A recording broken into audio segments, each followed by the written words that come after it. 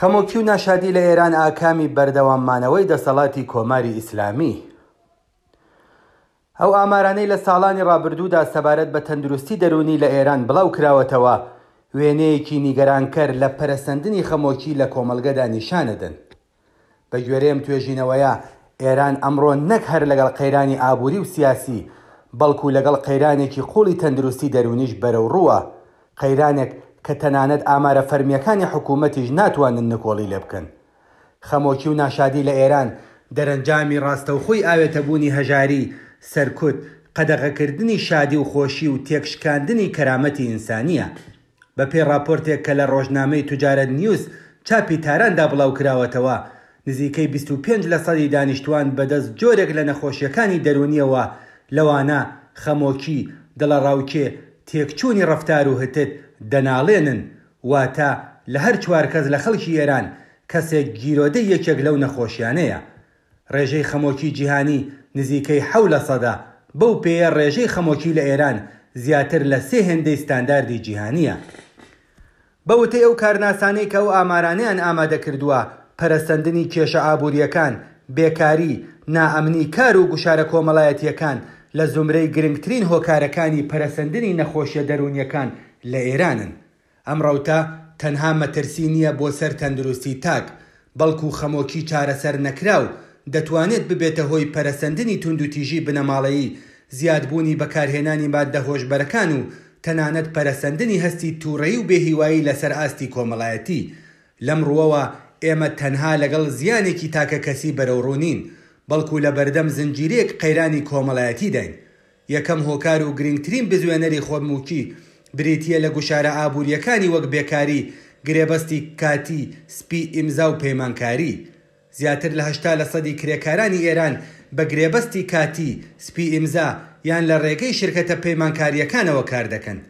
لە ئاوادۆخێکدا یەکەم ڕۆژی بێکاری بۆ بنەماڵەیەکی کرێکاری واتە کتوپڕکەوتنە ژێرهێڵی هەژاری مطلق، سەرەتای زنجیرەیە کارەسات و مەینەتی، دڵەڕاوکەی بەردەوام، هەستکردن بە بێبەهایی و بێناسنامەیی، هەستکردن بە شەرمەزاری بەهۆی بێتوانایی لە دابینکردنی پێداویستیەکانی بنەماڵە، تێکچوونی باری دەرونی و خەمۆکی. بێکاری لە ئێران واتە سەپاندنی مەرگی بە شوێنەیی.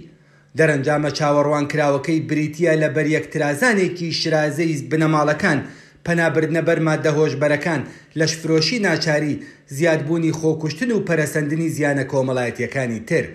هەر بۆیە خەمۆکی کاردانەوەیەکی نەخۆشی ئاسانیە بەرامبەر بە بارودۆخێکی تەندروست، بەڵکو وەڵامێکی لۆژیکی و ئینسانیە بە بارودۆخێکی لە ڕادەبەدەر نامرۆڤانە و ستەمکارانە. ڕژیمی ئیسلامی شادی و خۆشی خەڵک بە مەترسیەکی گەورە بۆ سەرخۆی ئەزانێت. ئەم دەسەڵاتە حەز بە ڕوخساری شادی خەڵک ناکات. خەمۆکی و کەسەر و ناومێدی مانەوەی کۆماری ئیسلامی گەرەنتی دەکات. کۆماری ئیسلامی خوازیاری کۆمەڵگەیەکی ملکەچ و گوێڕایەڵە کە تێیدا مرۆڤەکان لە بەرامبەر ئەو چارەنووسەی کە ڕژیم بۆی دیاری کردوون سەری تەسلیمدا بنوێنن. حکوومەتی ئیسلامی شادی و خۆشی بە هەڕەشەیەکی سیاسی بۆ سەرخۆی ئەزانێت. ڕژیم دەزانێ جەماوەرێکی کە پێ دەکەنن، سەما دەکەن، لە شەقامەکاندا کۆ دەبنەوە و چێژ لە ژیان وەردەگرن، یەکگرتووتر و چاونەتەرسترن و کەمتر لە مردن نەترسن. کۆمەڵگەی شاد و بەختەوەر کۆمەڵگەیەکە کە تێیدا هیوا و پەیوەندی کۆمەڵایەتی بوونی هەبێت. کۆمەڵگەیەک لەو شێوەیە ئەگەری ناڕەزایەتی و شۆڕش و گۆڕانکاری تێیدا ئاسانترە. ماتەمینی ئامرازێکە بۆ گوێڕایەڵ بوون. بنەمای فەرهەنگی فەرمی بریتیە لە ماتەمین و فرمێسک، شیوەن و ڕۆڕە و سنگوتان و ڕەشپۆشین. ئەو فەرهەنگە بەردەوام مرۆڤ لەگەڵ مردن، گوناح، عەزاب و خۆ بەکەمزانین لە بەرامبەر هێزێکی پیرۆزدا بەرەوڕوو دەکاتەوە. مرۆڤی ماندوو، تاوانبار، ترسەنۆک و خەمبار گوێڕایەڵترە. هەموو ئەمانە ئەوە دەردەخەن کە خەمۆکی لە ئێراندا هەم بەرهەمی سیستەمی زاڵە و هەم لەلایەن ئەو سیستەمەوە سەر لە نوێ بەرهەم دەهێنرێتەوە. خەمۆکی لە ئاوا ئاستێکدا گرنگی نەدان بە پرسە سیاسی و کۆمەڵایەتیەکان و بێهیوایی و هەروەها ئەو تێڕوانینەی کە پێی وایە ئەو چارەنووسە چارە هەڵنەگرە پەرە پێدەدات و لەم ڕێگەیەوە تەمەنی ڕژیم درێژ دەکاتەوە. لەم چوارچێوەیەدا دەبێت لەوە تێبگەین کە بۆچی زەماوەند و ڕێوڕسمەکانی هاوسەرگیری بە بیانووی ڕەچاونەکردنی حجاب و تێکەڵبوونی ژن و پیا و تێک دەدەن، کۆنسێرتەکان هەڵدەوەشێننەوە، گەنجەکان بە تاوانی سەماکردن دەست بەسەر و سوکایەتیان پێدەکەن. سەما بەکردەوەیەکی حرام و وروژێنەر ناو دەبەن و لە چوارچێوەی هونەری فەرمی دووری دەخەنەوە. ئەمانە بەڕێکەوت نین، بەڵکو سیاسەتێکی وشیارانەیە بۆ بەرهەمهێنانی کۆمەلگایەکی خەمۆک، گوێڕایەڵ، ترسەنۆک و گۆشەگیر. بەڵام ئەوەندەی پەیوەندی بە پرۆسەی چارەسەرکردنی خەمۆکیەوە هەیە لەسەر ئاستی تاکە کەسی دەستڕاگەیشتن بە چارەسەری دەرونی بۆ زۆر کەس ئیمتیازێکی داراییە، نەک مافێکی تەندروستی. واتە تەندروستی دەرونی لەبری ئەوەی مافێکی گەشتگیر بێت بۆتە کاڵایەک کە تەنها چین و توێژە دارا و دەوڵەمەندەکان دەتوانن لێی بەهرەمەند بن. خزمەتگوزاریەکانی چارەسەری دەرونی بە تەواوی بیمە نایانگرێتەوە. چاوپێکەوتنی ڕاوێژکار و دەوا و دەرمان زۆر گرانە. لە پارێزگا بێبەشەکان ژمارەی پزیشکانی پسپۆر زۆر کەمە، واتە تەنانەت ئەگەر ئیرادەیەکیش هەبێت بۆ سەردان و هەوڵی چارەسەر بەکردەوە دەستڕاگەیشتن بە شێوەی فیزیکی ئیمکانی نییە. بەڵام سەرەڕای هەموو ئەمانە ئێمە ناتوانین وێنەی ڕاستەقینەی کۆمەلگەی ئێران ببینین ئەگەر دیوەکەی تریشی، واتە خۆڕاگری لە بەرامبەر فەرهەنگی مردن و شادی و خۆشی وەک کردەوەیەکی سیاسی لە بەرچاو نەگرین. سەرەڕای هەموو ئەو هەوڵانە بە ڕەشپۆشکردنی کۆمەلگا خەڵک لە پڕوپاگەندەی ماتەمینی و لە خۆدان بێزار بوون. هەر کە دەرفەتێکیان بۆ دەرەخسێت بە سەما و مۆسیقا و پێکەنین و شادی و خۆشی دەچنە شەڕیەم فەرهەنگەوە. مۆسیقا و هونەر و سەما لە حەشارگەکان هاتوونەتە دەرەوە، بە تایبەت لە دوای ئاخێزی ژن ژیان ئازادی.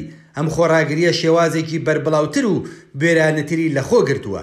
ڕێوڕسمە شکۆدارەکانی نەورۆزی ئەمساڵ بۆ ماوەی 2 مانگ لە سەرجەم شار و گوندەکانی کوردستان نمونەیەکی ئومێدبەخش بوون لەم خۆڕاگریە کە مەبەست و ئامانجی سیاسیان لە پشت بوو.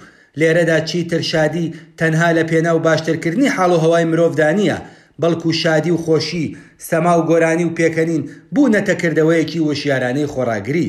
کاتێک ژنان لەسەر شەقامەکان بە پرچی ڕوت و پەرێشانەوە سەما دەکەن، کاتێک خەڵک دوای سەرکەوتنی تیپێکی تۆپی پێدەڕژێنە سەر شەقام، کاتێک گەنج و لاوەکان لە ماڵەوە، لە پارک، لەسەر شاخ و لە هەر شوێنێکی تر سەما دەکەن و گۆرانی دەڵێن، ئەمە تەنها چێژوەرگرتن نییە، بەڵکو ڕاگەیەنی ئەو ڕاستیەیە کە ئێمە ژیان هەڵدەبژێرین نەک فەرهەنگی مردن. هەر بۆیە ڕژیمی ئیسلامی شادی و خۆشی خەڵک بە مەترسیەکی گەورە بۆ سەرخۆی ئەزانێت. لە بەرامبەر فەرهەنگی کۆنەپەرستانەی زاڵدا فەرهەنگێکی پێشڕەوی خۆڕاگری سەری هەڵداوە. کۆماری ئیسلامی لە شەڕ لەگەڵ شادی و خۆشی خەڵکدا سەری لەبەر دراوە. ئەم سۆز و خۆشەویستیە بۆ ژیان هەموو ئەو هێزەیە کە دەسەڵات لێیە ترسێت. لە ڕاستیدا هەر سەمایەک، هەر شادی و پێکەنینێکی بە کۆمەڵ، هەر مۆسیقایەکی بەرزی شەقام نایەکی کاریگەرە بە سیستەمی پەرەپێدەری خەمۆکی کۆماری ئیسلامی.